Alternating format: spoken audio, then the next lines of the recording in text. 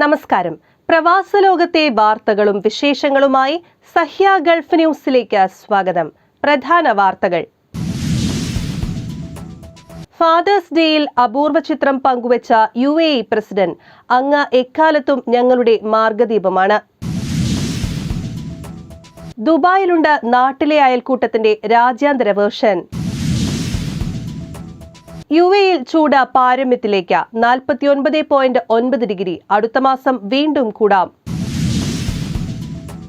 ദമാമിൽ ജോലിസ്ഥലത്ത് ഹൃദയാഘാതത്തെ തുടർന്ന് മരണം. മലയാളിയുടെ മൃതദേഹം നാട്ടിലെത്തിച്ച് സംസ്കരിച്ചു. കുവൈത്ത് തീപിടുത്തം. ചികിത്സയിലുള്ള 10 പേരുടെ ബന്ധുക്കൾ നാളെ കുവൈത്തിൽ. വിമാന ടിക്കറ്റ് അടക്കം എല്ലാ ചെലവുകളും ഏറ്റെടുത്ത കമ്പനി. സൗദിയിൽ വിപുലമായ യോഗാ ദിനാചരണം. ഇന്ത്യൻ എംബസിക്കൊപ്പം നേതൃത്വം നൽകിയത് സൗദി യോഗ കമ്മിറ്റിയും കായിക മന്ത്രാലയവും. അവധിക്കാലം ആഘോഷമാക്കാൻ ദുബായ് സമ്മർ സർപ്രൈസ് 28 മുതൽ.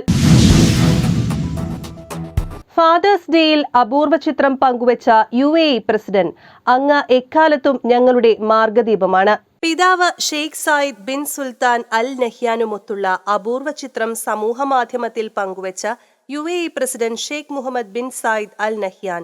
UAEയുടെ രാഷ്ട്രപിതാവിന്റെ ചിത്രം ഫാദേഴ്സ് ഡേ സ്പെഷ്യൽ എന്ന പേരിലാണ് ഷെയ്ഖ് മുഹമ്മദ് പങ്കുവച്ചത്. അങ്ങ് എല്ലാ കാലത്തും ഞങ്ങളുടെ മാർഗദീപമാണ്, ഞങ്ങളുടെ പിതാവാണ്, ഈ രാജ്യത്തിന്റെ ചിഹ്നമാണ്. ചിത്രം പങ്കുവച്ചുകൊണ്ട് പ്രസിഡന്റ് ഷെയ്ഖ് മുഹമ്മദ് കുറിച്ചു. News desk, Sahya news, Abu Dhabi. ദുബായിലുണ്ട് നാട്ടിലെ അയൽക്കൂട്ടത്തിന്റെ രാജ്യാന്തര വേർഷൻ. മൈതാനങ്ങൾ സൊറ പറയും കാലം. അങ്ങനെയൊന്നുണ്ടായിരുന്നു നമ്മുടെ നാട്ടിൽ.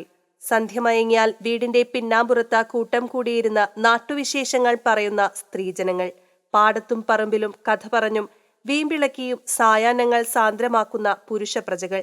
മടൽ ബാറ്റുമായി ഒഴിഞ്ഞ പറമ്പുകളെ വാങ്കിടി സ്റ്റേഡിയങ്ങളാക്കിയിരുന്ന കുട്ടികൾ. അങ്ങനെ വൈകുന്നേരങ്ങൾക്ക് എന്തെല്ലാം കാഴ്ചകളുണ്ടായിരുന്നു പങ്കുവെക്കാൻ. ഇന്ന് ഒഴിഞ്ഞ പറമ്പു കാണാൻ കിട്ടുമോ? കിട്ടിയാൽ തന്നെ അതിലേക്ക് ആരെയെങ്കിലും കയറ്റുമോ? കയറിയാൽ തന്നെ കാടുപിടിച്ച പറമ്പിൽ കുത്തിയിരുന്ന എന്ത് പറയാനാണ്? വീടിന്റെ പിന്നാമ്പുറങ്ങൾക്കിടയിൽ ഉയർന്ന മതിലുകൾ ഇല്ലാതാക്കിയത് പതിവായി നടന്നിരുന്ന വട്ടമേശ സമ്മേളനങ്ങളെയാണ്. ഇന്ന് അതിനെല്ലാം മലയാളികൾ കണ്ടെത്തിയിരിക്കുന്ന പരിഹാരം വാട്സാപ്പ് ഗ്രൂപ്പുകളാണ്.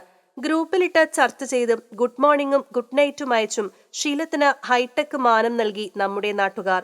നമ്മുടെ നാട്ടിൽ ഇതാണെങ്കിൽ ദുബായ് നഗരത്തിലെ സ്ഥിതി എന്താകും? ഇവിടെ ആളുകൾക്ക് പരസ്പരം കാണാൻ കൂടി സമയം കിട്ടുമോ? ഇവിടുത്തെ രീതികൾ എന്തൊക്കെയാകുമെന്ന തലപുകച്ചു വരുമ്പോൾ കാണുന്ന കാഴ്ച കണ്ടാൽ നമ്മൾ ഞെട്ടും.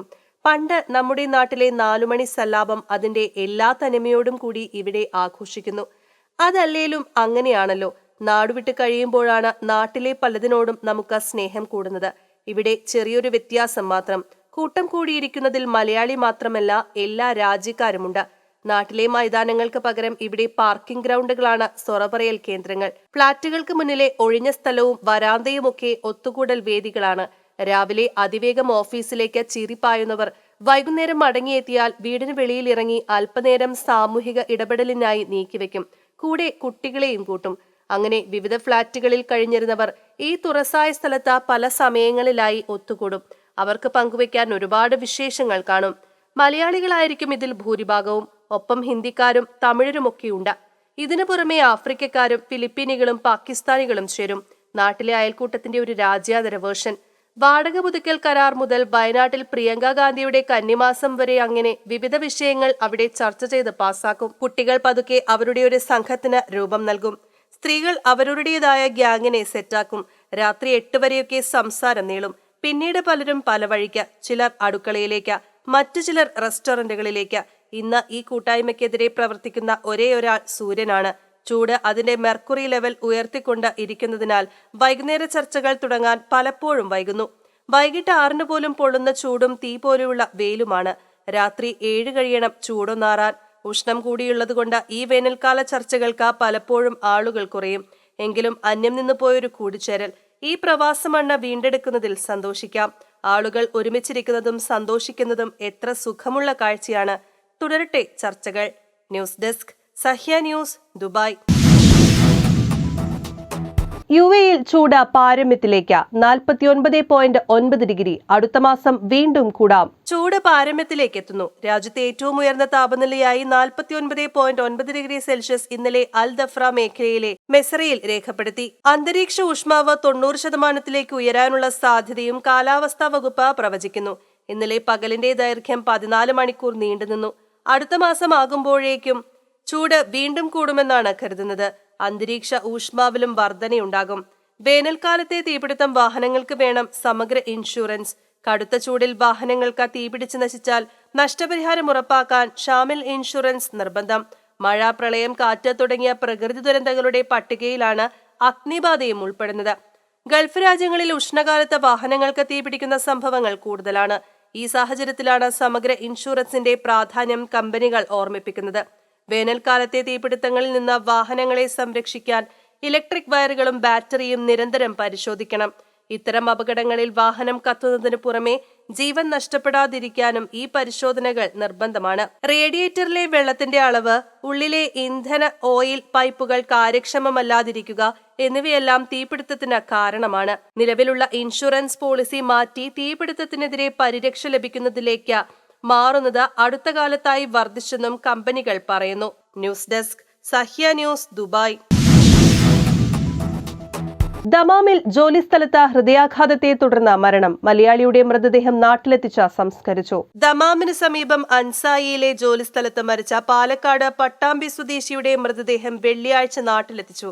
കൂട്ടുപാത ചാലിപ്രം പള്ളിക്ക് സമീപം കൊപ്പത്ത് പാറമ്മൽ നൌഷാദിന്റെ മൃതദേഹമാണ് നാട്ടിലെത്തി സംസ്കരിച്ചത്. 5 ദിവസം മുൻപ് ഹൃദയാഘാതത്തെ തുടർന്നായിരുന്നു മരണം. News desk, Sahya news, Riyadh. Kuwait തീപിടുത്തം. ചികിത്സയിലുള്ള 10 പേരുടെ ബന്ധുക്കൾ നാളെ കുവൈത്തിൽ. വിമാന ടിക്കറ്റ് അടക്കം എല്ലാ ചെലവുകളും ഏറ്റെടുത്ത കമ്പനി. മംഗഫിൽ NBTC-യുടെ തൊഴിലാളി താമസ കേന്ദ്രത്തിലുണ്ടായ അഗ്നിബാധയിൽ പരിക്കേറ്റ് ചികിത്സയിൽ കഴിയുന്നവരെ കാണാനായി ബന്ധുക്കൾ നാളെ കുവൈത്തിലെത്തും. ബന്ധുക്കളെ കാണണമെന്ന ആഗ്രഹം പ്രകടിപ്പിച്ച 10 പേരുടെ ബന്ധുക്കളെയാണ് ആദ്യഘട്ടത്തിൽ കുവൈത്തിലെത്തിക്കുന്നത്. ഇവർക്കുള്ള സന്ദർശക വിസ, കുവൈത്തിലേക്കും തിരിച്ചുമുള്ള വിമാന ടിക്കറ്റ്, താമസ ഭക്ഷണ സൗകര്യം, യാത്ര ചെയ്യാനുള്ള വാഹനം എന്നിവയും കമ്പനി ഒരുക്കിയിട്ടുണ്ടെന്ന് HR and admin corporate general manager Manoj Nandiyalath അറിയിച്ചു. News desk, Sahya news, Kuwait. സൗദിയിൽ വിപുലമായ യോഗാ ദിനാചരണം. ഇന്ത്യൻ എംബസിക്കൊപ്പം നേതൃത്വം നൽകിയത് സൗദി യോഗ കമ്മിറ്റിയും കായിക മന്ത്രാലയവും. 10ാമത് അന്താരാഷ്ട്ര യോഗാ ദിനാചരണം റിയാദിൽ വിപുലമായി ആചരിച്ചു. സൗദി യോഗ കമ്മിറ്റിയും സൗദി കായിക മന്ത്രാലയവുമായി സഹകരിച്ച ഇന്ത്യൻ എംബസിയാണ് പരിപാടി സംഘടിപ്പിച്ചത്. യോഗ സ്വന്തത്തിനും സമൂഹത്തിനും എന്ന പേരിൽ റിയാദിലെ അമീർ ഫൈസൽ ബിൻ ഫഹദ് ഒളിമ്പിക് കോംപ്ലക്സിലാണ് ദിനാചരണ പരിപാടികൾ നടന്നത്. യോഗ ദൈനംദിന ജീവിതത്തിന്റെ ഭാഗമാക്കുന്നതിന്റെ ആവശ്യകതയെയും അതുകൊണ്ടുള്ള ആരോഗ്യപരമായ ഗുണങ്ങളെയും കുറിച്ച് Indian ambassador doctor Suhail Ajaz Khan സ്വാഗത പ്രഭാഷണത്തിൽ പറഞ്ഞു. സൗദി യോഗ കമ്മിറ്റി പ്രസിഡന്റും പത്മശ്രീ അവാർഡ് ജേതാവുമായ Nouf Al Marwai, international yoga sports federation president Rajashree Chaudhary എന്നിവർ ചടങ്ങിൽ സംസാരിച്ചു. പരിപാടിയിൽ പങ്കെടുത്തവരെയെല്ലാം പൊതുവായ യോഗാഭ്യാസ പ്രകടനം നടത്തി. തുടർന്ന് പ്രാണായാമവും ധ്യാനമുറകളും അഭ്യസിച്ചു. സൗദി യോഗ കമ്മിറ്റി അംഗം അൽ ഫനൂഹ് സഅദ് യോഗാഭ്യാസ പ്രകടനങ്ങൾക്ക് നേതൃത്വം നൽകി. ഇന്ത്യൻ എംബസി ഉദ്യോഗസ്ഥർ, അവരുടെ കുടുംബാംഗങ്ങൾ, നയതന്ത്ര സമൂഹ പ്രതിനിധികൾ, പ്രവാസി ഇന്ത്യക്കാർ, സൗദിയിലെ വിവിധ സ്കൂളുകളിൽ നിന്നുള്ള വിദ്യാർത്ഥികൾ, അധ്യാപകർ, സൗദി പൗരർ, ക്ഷണിക്കപ്പെട്ട വിവിധ രാജ്യക്കാർ, സൗദി കായിക ടൂറിസം മന്ത്രാലയങ്ങളിൽ നിന്നുള്ള ഉദ്യോഗസ്ഥർ എന്നിവർ പരിപാടിയിൽ സംബന്ധിച്ചു. മുഖ്യാതിഥികൾക്കും യോഗ ഗുരുവിനും മെഡിക്കൽ സംഘത്തിനും അംബാസഡർ ഡോക്ടർ സുഹൈൽ അജാസ് ഖാൻ പ്രശംസാ ഫലകങ്ങൾ സമ്മാനിച്ചു. News desk, Sahya news, Riyadh. അവധിക്കാലം ആഘോഷമാക്കാൻ ദുബായ് സമ്മർ സർപ്രൈസ് 28 മുതൽ. അവധിക്കാലത്തിന്റെ ആലസ്യത്തിൽ നിന്ന് വിനോദത്തിലേക്കും വിജ്ഞാനത്തിലേക്കും കൊച്ചുകൂട്ടുകാരെ ആകർഷിക്കുന്ന ദുബായ് സമ്മർ സർപ്രൈസ് 28 ആരംഭിക്കും. കൊക്കക്കോള അരീനിയൽ പ്രമുഖ സംഗീതജ്ഞരായ ജോർജ് വസൂഫും അൽ ഷാമിയും നേതൃത്വം നൽകുന്ന സംഗീത കച്ചേരിയോടെയാണ് തുടക്കം. ലോകോത്തര റാപ്പ് ആർട്ടിസ്റ്റുകളുടെ പ്രകടനങ്ങൾ തുടർന്നുള്ള ദിവസങ്ങളിൽ അരങ്ങേറും. ദുബായിലെ വേനൽക്കാലം ആസ്വാദികരമാക്കുന്ന ഒരുപിടി പരിപാടികൾ രാജ്യാന്തര സന്ദർശകരെയും ആകർഷിക്കും. സെപ്റ്റംബർ 1 വരെ തുടർന്ന വേനൽ വിസ്മയത്തിൽ ഒട്ടേറെ വിനോദ വിജ്ഞാന പരിപാടികളും സമ്മാന പദ്ധതികളുമാണ് ഒരുക്കിയിരിക്കുന്നത്. നിരവധി ആകർഷണങ്ങളിൽ കുട്ടികൾക്ക് സൗജന്യ പ്രവേശനവുമുണ്ട്. 65 ദിവസം നീളുന്ന പരിപാടി Dubai festivals and retails establishment ആണ് സംഘടിപ്പിക്കുന്നത്. വിവിധ ഷോപ്പിംഗ് മാളുകൾ കേന്ദ്രീകരിച്ചാണ് വേനൽ വിസ്മയ പരിപാടികൾ നടക്കുക. ലോക രാജ്യങ്ങളിൽ നിന്നുമുള്ള വിദഗ്ധരുടെ കലാപ്രകടനങ്ങളാണ് മുഖ്യ ആകർഷണം. കഥ പറഞ്ഞും പറയിപ്പിച്ചും പാട്ടുപാടിയും നൃത്തം ചെയ്തും കുട്ടികളുടെ മനസ്സിലേക്ക് ചേക്കേറുന്ന ഒത്തിരി പരിപാടികൾ വേനൽ വിസ്മയത്തെ അവിസ്മരണീയമാക്കും. ഷോപ്പിംഗ് മാളുകൾ, തീം പാർക്കുകൾ, വിനോദാകർഷണങ്ങൾ, ഹോട്ടൽ താമസ പദ്ധതി തുടങ്ങി ഒട്ടേറെ പ്രമോഷൻ പാക്കേജുകളും വരും ദിവസങ്ങളിൽ പ്രഖ്യാപിക്കും. 25ാം വാർഷികം ആഘോഷിക്കുന്ന മോധേഷ് വേൾഡിന്റെ പുത്തൻ വിസ്മയ കാഴ്ചകൾ ആകർഷിക്കും. മുൻവർഷത്തെ പോലെ ഭാഗ്യ നറുക്കെടുപ്പും മത്സരങ്ങളിലൂടെ സമ്മാനം നേടാനുള്ള അവസരവുമുണ്ട്. News desk, Sahya news, Dubai. ഇനി ഇന്നത്തെ ഗൾഫ് രാജ്യത്തെ കറൻസിയും ഇന്ത്യൻ രൂപയുമായുള്ള വിനിമയ നിരക്കുകൾ.